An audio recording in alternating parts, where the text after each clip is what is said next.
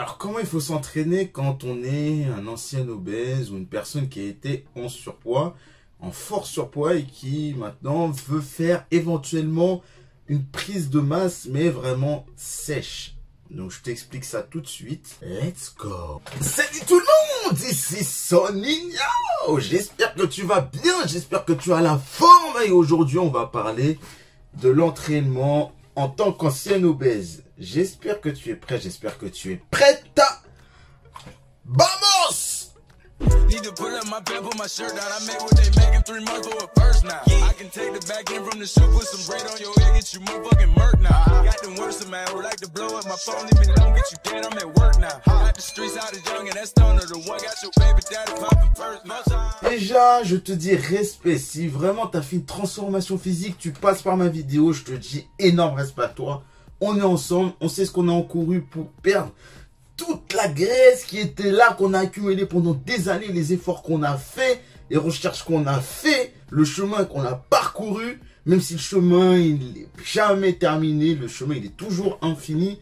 Déjà, je te dis énorme respect à toi. On est ensemble, t'es un guerrier, t'es une guerrière, on est là. Maintenant que t'as perdu tous tes kilos et t'aimerais un peu reprendre une belle silhouette, ou encore, voilà, tu te dis, voilà, j'ai perdu énormément de poids, énormément de gras, mais peut-être t'es dans la situation où t'es devenu vraiment fine, ou t'es un corps vraiment fin. Étant donné que tu as déjà des cellules graisseuses que tu as accumulées pendant des années, vu je veux reprendre du muscle, je veux reprendre un peu de poids, avoir une silhouette beaucoup plus agréable à regarder dans le miroir, mais il faut que je fasse attention de ne pas manger trop, ou que je fasse attention au niveau de l'entraînement, comment je dois faire pour m'entraîner, pour récupérer, qu'est-ce que je dois adopter comme type d'entraînement. La chose la plus simple, c'est de faire un entraînement classique. Vraiment, le split par exemple, travailler 2 à 3 groupes musculaires par séance, c'est très simple, 3 fois par semaine au minimum, 4 fois par semaine c'est l'idéal. Faire du renforcement musculaire tout simplement comme si tu voulais progresser.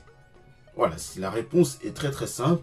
Après, choisir quels exercices, tu peux choisir des exercices polyarticulaires, des exercices extrêmement simples. Choisis entre 2 exercices pour les petits muscles, à 4 exercices pour les gros muscles, voire 5. Et le tour est joué, tu t'entraînes comme si tu voulais progresser. De toute façon, au niveau de l'alimentation, tu n'auras pas besoin de manger énormément de glucides pour pouvoir prendre du poids, vu que le but, ce sera juste de progresser sur les charges d'abord.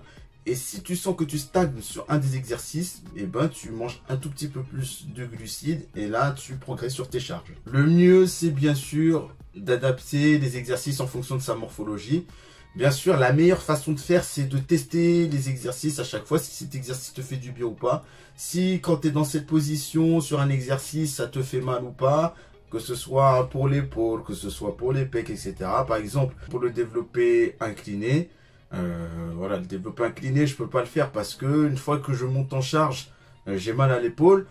Donc, j'ai préféré faire de l'écarté incliné aux haltères. Donc, écarté incliné aux haltères, j'ai pas mal à l'épaule.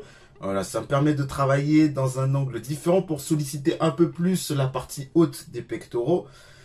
Et du coup, bien sûr, en fonction de sa morphologie, si jamais j'ai une morphologie qui n'est pas faite pour développer mes pectoraux, j'aurais beau m'acharner sur la partie haute, j'aurais pas de partie haute beaucoup plus volumineuse. Mais au moins solliciter le mieux possible la partie haute, travailler sur des angles différents. Donc déjà, c'est le mieux pour moi et j'aurais su quel exercice qui est adapté pour moi pour cette partie-là. Tu as 3 exercices différents, par exemple pour l'extension de jambes arrière pour travailler les fessiers. Tu as l'exercice à la machine où tu fais l'extension de jambes de manière tout droite. Mais tu as aussi l'extension à la poulie où tu vas pouvoir jouer sur la rotation du pied, la rotation du mouvement pour solliciter le grand fessier. Donc, moi je te dis, teste les deux. Si tu es à l'aise avec la machine, fais avec la machine. C'est simple, voilà, c'est efficace. Mais après, si tu veux développer encore plus tes fessiers, bah, tu peux utiliser la poulie, une sangle à la poulie basse pour l'extension de jambes. Et tu peux même rajouter une petite rotation en fin de mouvement sur le côté. Et après, tu reviens en position normale, comme ça. Tu auras un gros cul. Voilà, si tu es une meuf, tu passes par là, fais l'extension à la poulie basse, tu auras un gros cul.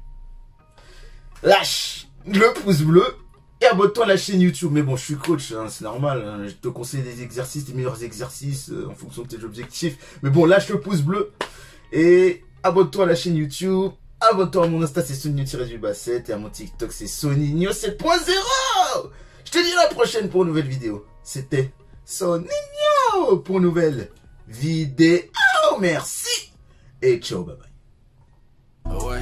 When I'm in the city, it's litty, design business is no kitty. It was all a dream, like bigger reality. Hit me, I'm living this life, it's not pretty. Feeling like 50, many men hate on me. I got Mercedes on me, I'm not tripping. I got the stadium screaming my name, and after the game, we making sure that we win.